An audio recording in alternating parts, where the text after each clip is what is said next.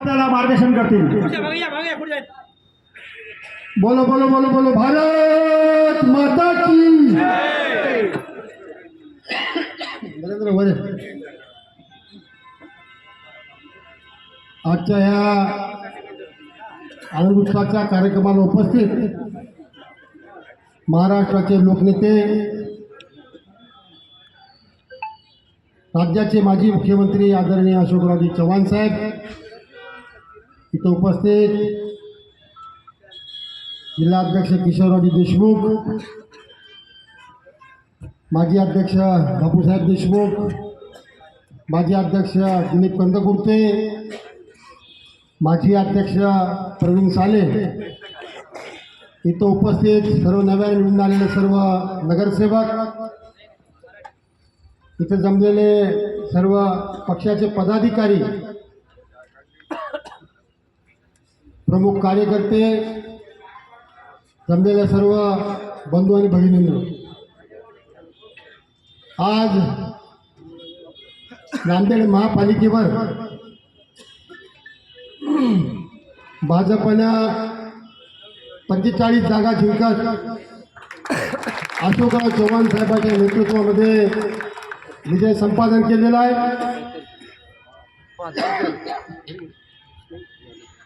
काही जातीवाचक समीकरणामुळं आपल्या 10 जागा पडल्या, हरकत नाही. आपल्या 55 जागा यायला पाहिजे होत्या.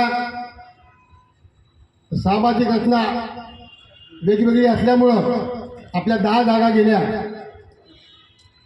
असं होत असताना दोन्ही शिवसेनेच्या आमदारांना विनंती केली होती, कृपया हिंदूंच्या मताचं विभाजन होऊ देऊ नका आणि आपण आघाडी करून लढू. तर एक शिवसेनेचे आमदार म्हणले, आम्हाला जेवढ्या जागा आहेत त्या 60% जागा दिल्या पाहिजेत, कारण आमचे 2 आमदार आहेत. पण ते विसरले की त्यांच्या निवडणुकीला सर्व भारतीय जनता पक्षाने फक्त देवेंद्र फडणवीस यांना मुख्यमंत्री करायचं म्हणून त्यांना जीवाची बाजी लावून निवडून आणलं, हे विसरून गेले. जे स्वतःच्या निवडणुका झाल्यानंतर कार्यकर्त्याच्या निवडणुकाकडे पाहायचं नाही, हे आमदाराचं धोरण आहे. एक राष्ट्रवादीचे आमदार अशोकराव चव्हाण साहेबांवर टीका करत होते. राज्याचा माजी मुख्यमंत्री गल्ली बोळात फिरायला आहे. अरे का फिरणार नाही? जेव्हा हे कार्यकर्ते गल्ली बोळात त्या नेत्याकरता फिरतात, तर हा नेता का फिरणार नाही? अरे यांना उमेदवार मिळाले नाही. राष्ट्रवादी काँग्रेस पार्टी, अजित पवार गट आणि शिंदेचा शिवसेना गट यांना कार्यकर्ते मिळाले नाहीत उभं करण्याकरता.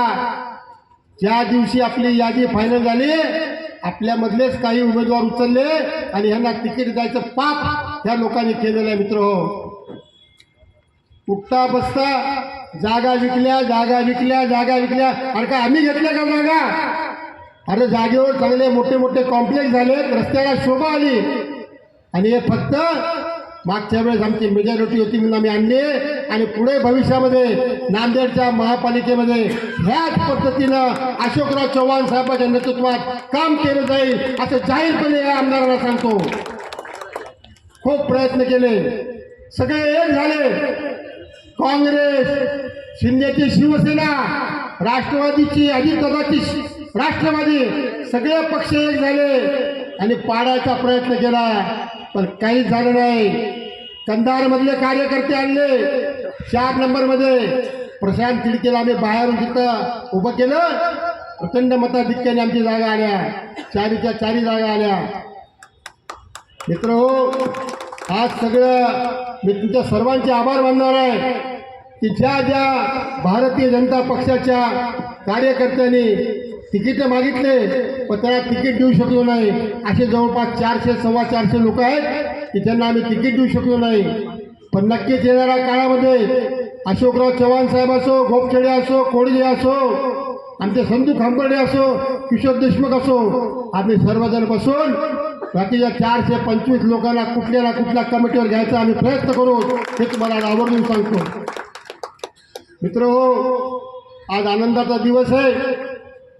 पुन्हा एकदा मला तळागाळातल्या बूथ कमिटीच्या अध्यक्षांना, आमच्या पूर्ण मंडळाच्या अध्यक्षांना, पूर्ण प्रकोष्ठाचे अध्यक्ष, प्रकोष्ठाचे कार्यकर्ते, मंडळाचे कार्यकर्ते, या सर्वांचं अभिनंदन करायचं आहे की आज तुमच्या सगळ्यामुळं आज आपली गेल्या 70 वर्षात झालं नाही ते अशोकराव चव्हाण साहेबांच्या नेतृत्वामध्ये आज नांदेड महापालिकेवर भारतीय जनता पक्षाचा झेंडा फडकलेला आहे.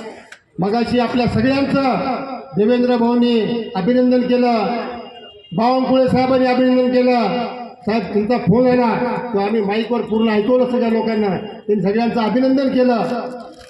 मी पुन्हा एकदा सर्व कार्यकर्त्यांचे मनापासून आभार मानतो आणि अभिनंदनही करतो. एवढंच बोलतो, थांबतो. जय हिंद, जय महाराष्ट्र, जय श्रीराम. मी अशोकराव चव्हाण साहेबांना विनंती करतो त्यांनी आपल्याला संबोधन करावं.